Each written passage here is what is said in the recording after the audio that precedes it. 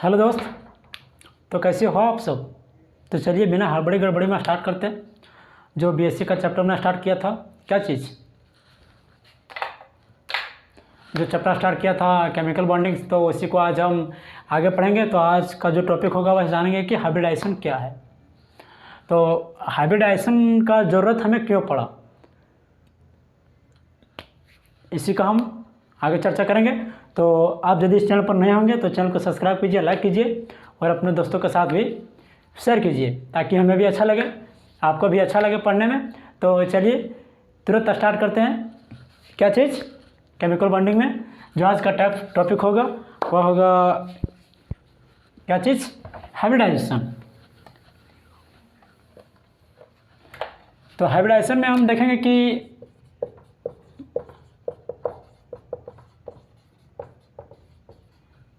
Hybridisation. तो student आप हमें इतना बताइए कि जो हाइब्रिडाइजेशन का ज़रूरत हुआ, आप यदि क्लास 11 में पढ़े होंगे केमिकल बॉन्डिंग, तो उसमें आपको कुछ कॉन्सेप्ट तो पता होगा कि हाइब्रिडाइजेशन क्या होता है। तो आप कुछ अपने बताइए कि हाइब्रिडाइजेशन क्या होता है, इसका ज़रूरत क्यों पड़ा। तो स्टूडेंट यदि हम बात करेंगे हाइब्रिडाइजेशन का, तो पिछला क्लास में हमने क्या पढ़ा था। सबसे पहले हम लोग पढ़ते आ रहे हैं कि जो लेविस बेस कॉन्सेप्ट पढ़ें, फिर पढ़ें वीवीटी पढ़ें। तो जितना सारा गलती उस समय हुआ, यानी लेविस में जितना गलती हुआ उसका सुधार हुआ वीवीटी में। वीवीटी में जितना गलती हुआ और सुधार करेगा कौन, हाइब्रिडाइजेशन।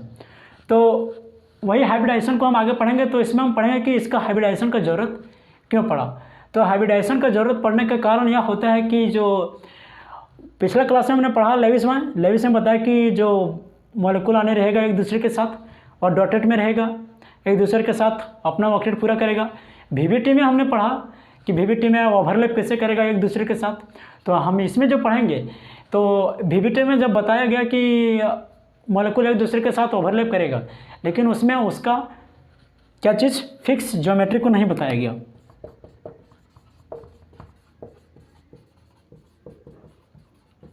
मॉलिक्यूल का जो फिक्स ज्योमेट्रिक्स होना चाहिए, उसमें ज्योमेट्रिक्स को फिक्स ज्योमेट्रिक्स को बताया नहीं गया, जिसके कारण वीवीटी का भी थ्योरी फेल होने लगा। यानी फेल तो नहीं हुआ, क्योंकि फेल तो नहीं करना चाहिए, और फेल तो नहीं हुआ है, क्योंकि फेल यदि हो जाएगा तो फिर कैसे हम लोग पढ़ेंगे।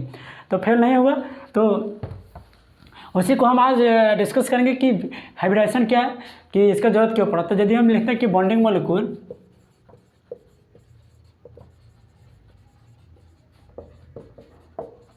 इसमें हो सकता है आपको वहाँ पर वीडियो में नहीं दिखेगा अच्छा से, ब्लैक मार्कर से लिखते हैं ताकि आपको भी अच्छा लगे देखने में, वहाँ पर वीडियो में भी आपको अच्छा लगे समझने। तो bonding molecule like Li, F2, H2, ऐसा जो मॉलिक्यूल था, यानी form by the pure overlapping orbital, pure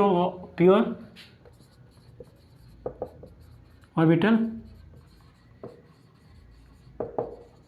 overlapping. तो हम इसमें जो डिस्कस करेंगे हाइब्रिडाइजेशन में, तो इसका कुछ कंपाउंड का, बहुत लंबा हमने कुछ बोल दिया, तो कुछ कंपाउंड का हम देखेंगे शेप के कैसे बनेगा।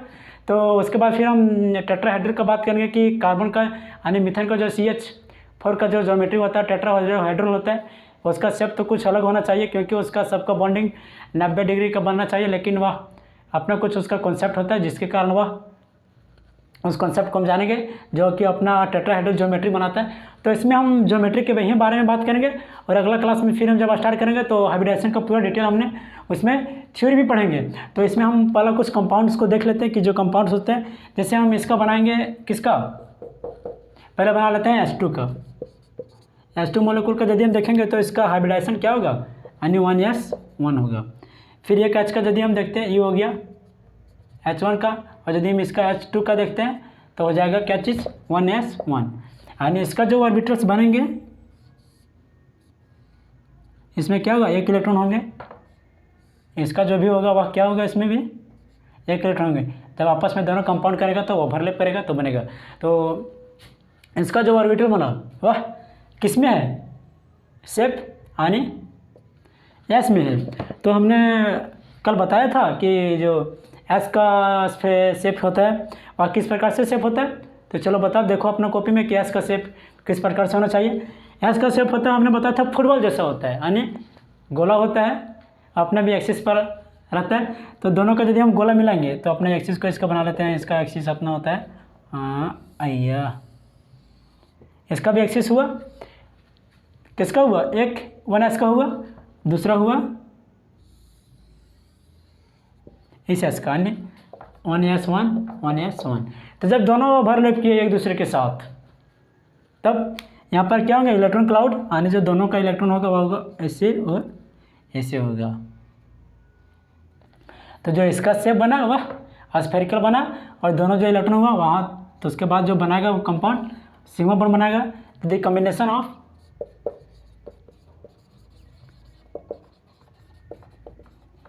Of H2 molecule of each combination of each other H2 molecule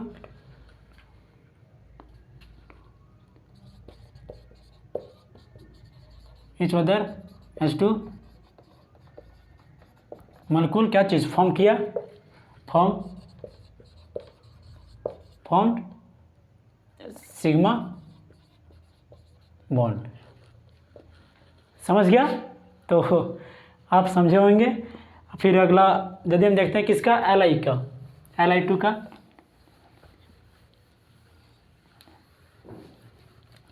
तो Li का भी हम देख लेते हैं, क्योंकि कुछ स्फेरिकल यदि शेप को जान लेते हैं तो अगला क्लास में हमें हाइब्रिडाइजेशन जिसमें हम बताएंगे उसमें आप अच्छी तरह से समझेंगे।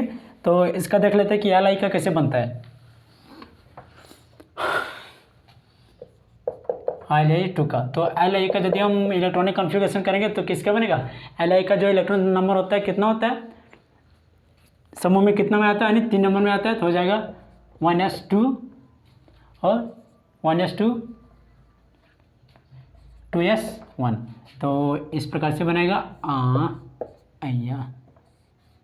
ये बनेगा ऐसे। यदि फिर देखते हैं कि Li, दूसरा Li का देखते हैं, तो दूसरा Li का भी जो शेप बनेगा वह कुछ इसी प्रकार से बनेगा, यानी 1s2 2s1।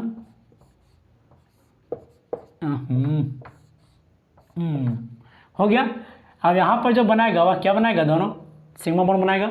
सिग्मा बॉन्ड बनाएगा तो दोनों किस में ला कर रहा है, यानी किसके साथ कर रहा है, एस के साथ कर रहा है, यानी कि 1s 2s बनेगा, इसका जो शेपिंग होगा वह, और स्फेरिकल ही बनेगा।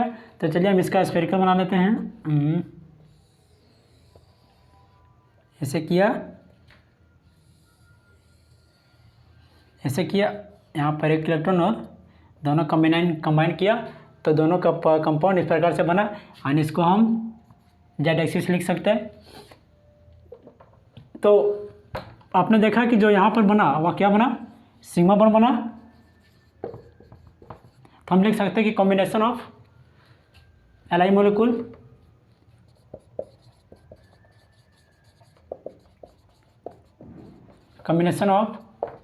Li2 molecule each other form क्या चीज़, सिग्मा बॉन्ड फॉर्म किया, यानी सिग्मा बॉन्ड फॉर्म किया।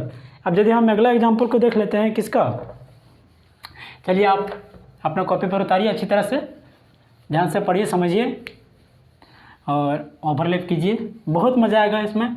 केमिस्ट्री एक ही ऐसा सब्जेक्ट है जो बहुत ज़्यादा एक्सेप्शन से गुजरना पड़ता है, और बहुत सारे स्टूडेंट को लगता है कि केमिस्ट्री बहुत ख़राब है, लेकिन केमिस्ट्री अच्छा सब्जेक्ट है। आप इसे मन लगा के पढ़िए, समझिए, एक दूसरे के साथ रिलेटेड कीजिए। केमिस्ट्री में आप जितना सारा एक दूसरे को रिलेटेड किए, एक दूसरे के साथ रिलेटेड कीजिएगा, ईच अदर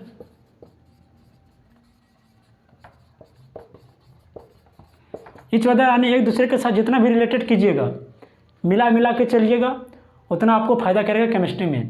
क्योंकि केमिस्ट्री ही एक ऐसा सब्जेक्ट है जो शुरू से लेकर अंत तक आने जो चैप्टर स्टार्ट किए, वह चैप्टर स्टार्ट करने के साथ यदि हम बात करते हैं पीरियोडिक टेबल का, तो पूरा पीरियोडिक टेबल, और यदि ये बात करते हैं इनऑर्गेनिक केमिस्ट्री में पीरियोडिक टेबल और केमिकल बॉन्डिंग, तो हम दूसरी तरफ जा रहे हैं। थोड़ा आपको भी बता देते हैं कि उसके बाद पढ़ ही लेंगे। पहला यदि periodic table, and chemical bonding.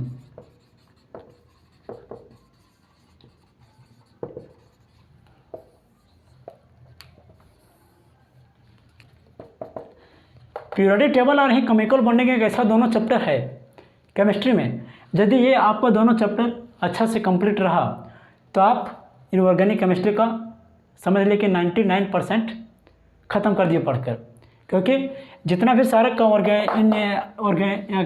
Inorganic chemistry में जो है पीरियोडिक टेबल और केमिकल बॉन्डिंग बहुत बहुत बहुत इंपॉर्टेंट टॉपिक है, यानी इंपॉर्टेंट चैप्टर है। यदि आप इसको अच्छा से पढ़ लेते हैं तो आपका हमने बताया कि 99% इनऑर्गेनिक केमिस्ट्री आपका ख़त्म हो जाता है। तो आप 11-12 में भी ट्राई किए होंगे, अभी भी ट्राई किए होंगे। तो चलिए इधर ध्यान भटकाते हो उधर हटाते हैं और अपने ओर पहुँचते हैं। उसके बाद क्या था, तीसरा में था, पहला था H2 था, Li था, और तीसरा में F2 था। तो इसमें हम बात कर रहे हैं किसका, फ्लोरीन का। तो फ्लोरीन का एटॉमिक नंबर कितना होता है, 9 होता है। तो यदि हम इसका शेप देखेंगे तो हो जाएगा 1s2 2s2 2p6 3s 6 2 8 2 10। हाँ ज़्यादा हो जाता है, 2 2 4 1s2 2s2 2p 4 5। ठीक, तो इसमें जो घर बनेगा, अब इसको हम s को हटा देते हैं और इसको हम देखते हैं p में कितना बनेगा बताओ, p में 3 बनेगा, 1 2 3 4 5। यानी आप जितना भी सारा इसको फिलअप करेगा किसके द्वारा, हुंस रूल के द्वारा। पहले एक भरिएगा, फिर दूसरा, तीसरा, उसके बाद फिर तीसरा। अब अगला यदि देखते हैं तो 2s2 और 2p5। तो इसका भी भर लीजिए, क्या दिक्कत है भरने में।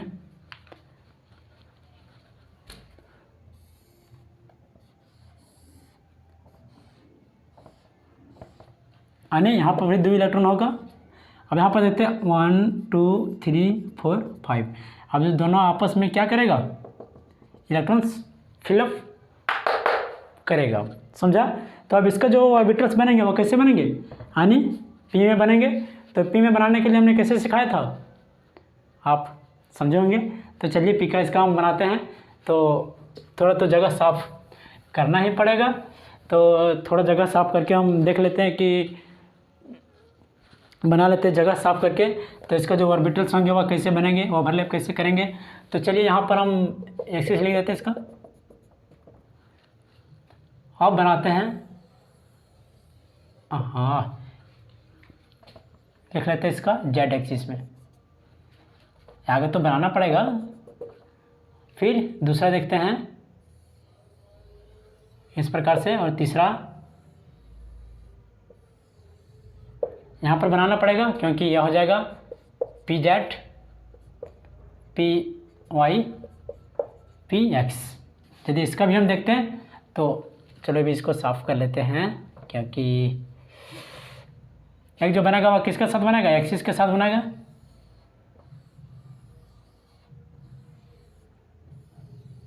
चलो ठीक। अब देखो कि यहाँ पर यदि हम देखते हैं तो हो जाएगा P Z P Y P X Z axis.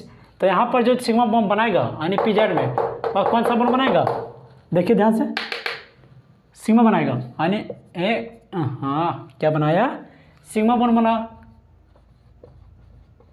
यदि हम बात कर लेते तो ये सब जो था वह कैसे कैसे बना था, तो एक दूसरे के साथ ऐसे करेगा और ऐसे बॉन्ड बनाएगा। तो ये सब जो बना पाई बॉन्ड बनाता है, लेकिन इसको हम नहीं दिखाएंगे क्योंकि यहाँ पर जो इलेक्ट्रॉन शेप किसका बनता है, हमेशा जो क्या रहता है, अनपेयर्ड इलेक्ट्रॉन। अनपेयर्ड इलेक्ट्रॉन के साथ जो रहता है उसी का ही शेप बनाया जाता है। तो यदि हम आगे और देखते हैं ध्यान से, तो इसका जो बना, तो ये combination of F2 molecule each other,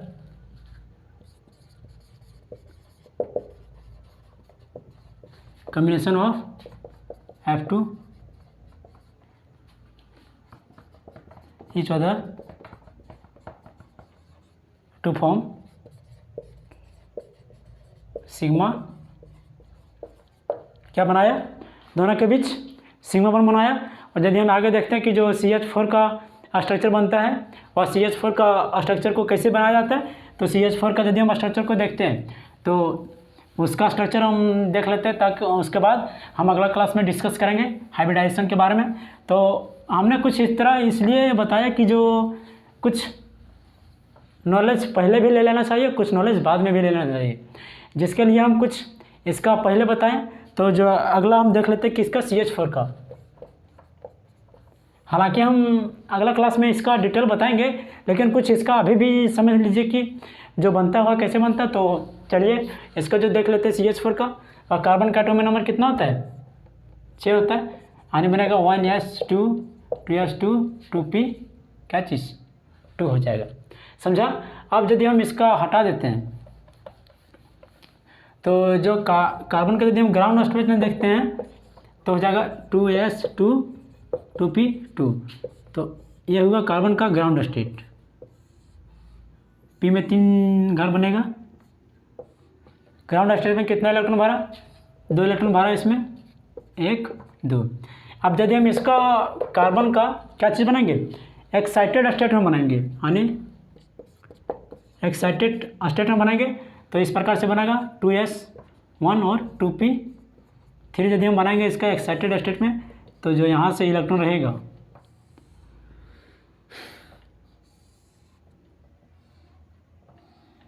इस प्रकार से बनेगा।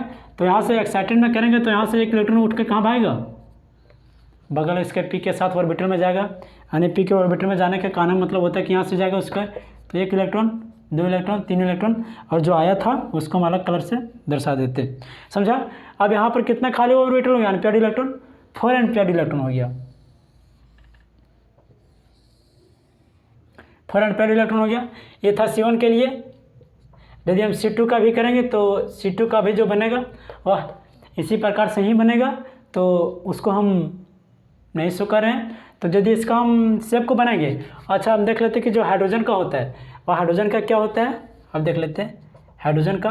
तो हाइड्रोजन का हम यदि देखेंगे तो 1s1 हो जाएगा। यदि हम इसका घर बनाएंगे तो कैसे बनेगा? इस प्रकार से बनेगा। तो यदि हम और आगे चलते हैं तो यदि हम इसका शेप को बनाते हैं तो शेप को हम देख लेते हैं कि कैसे बनता है इसका शेप। तो चलिए शेप को बना लेते हैं। आप इतना वीडियो को पॉज करके लिखिए, समझिए। तो शेप में जो बनेगा इसका कार्बन का, और कुछ शेप इस प्रकार से होना चाहिए कि जो हाइड्रोजन के साथ मिलेगा और कैसे मिलेगा, क्योंकि इसमें जो दोनों कंपाउंड है वह अलग अलग था। पहला एग्जांपल हमने बताया लिथियम का जो दोनों सेम था, हाइड्रोजन H2 का बताया जो दोनों सेम था, F का जो बताया वह दोनों भी सेम था, और अगला जो हम बता रहे हैं वह भी दोनों सेम ही है। तो चलिए अगला हम बता रहे हैं जो CH4 का स्ट्रक्चर बनाएंगे, और समझ लेते हैं कि यहाँ पर क्या है? कार्बन है। तो कार्बन का ऑर्बिटल में कितना अनपेयर्ड इलेक्ट्रॉन बच गया था? 4। तो एक यहाँ देते हैं, यहाँ देते हैं, और कहाँ पर होगा? एक यहाँ होगा, एक यहाँ होगा, एक यहाँ पर होगा, और जो था वह क्या था? CH4 था। तो यदि हम बात करेंगे तो एक हाइड्रोजन किसके साथ मिलेगा?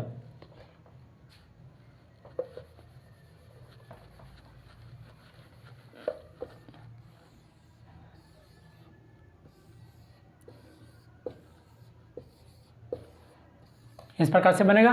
तो हाइड्रोजन किसके साथ मिलेगा? एक हाइड्रोजन यहाँ पर रहेगा, एक हाइड्रोजन यहाँ पर, एक यहाँ पर रहेगा, और एक यहाँ पर आएगा। तो जो कंपाउंड्स बनेंगे वह इस प्रकार से होंगे, H हो गया। अब जो इसका कंपाउंड यदि हम इसका शेप को देखेंगे तो इसका शेप किस तरह बनेगा? इसका शेप जो बनेगा वह आना चाहिए, माने कि इस तरह यदि हम देखते हैं इस शेप को, तो इस शेप को देखने के अनुसार बनना चाहिए किस तरह? कंपाउंड को ऐसा बनना चाहिए। यहाँ पर बीच में कार्बन है, लेकिन नहीं, जो ये शेप को शो करता है वह शेप को इस तरह शो करता है, यानी इस प्रकार से हो जाता है, इस प्रकार से हो जाता है, इस प्रकार से और इस प्रकार से। तो इस प्रकार से बनता है, यानी कि जो शेप को शो करता है वह टेट्राहेड्रल शो करता है। टेट्राहेड्रल कहने का मतलब होता है, यदि हम इसका बात करेंगे तो देख लेते हैं कि यदि दो कंपाउंड यहाँ पर है, एगो यहाँ पर है और एक इधर से। तो इस प्रकार से जो ज्योमेट्री शो करेगा वो टेट्राहेड्रल शो करेगा, और टेट्राहेड्रल शो करने का मतलब जो आपस में एक दूसरे के साथ बॉन्ड एंगल होगा।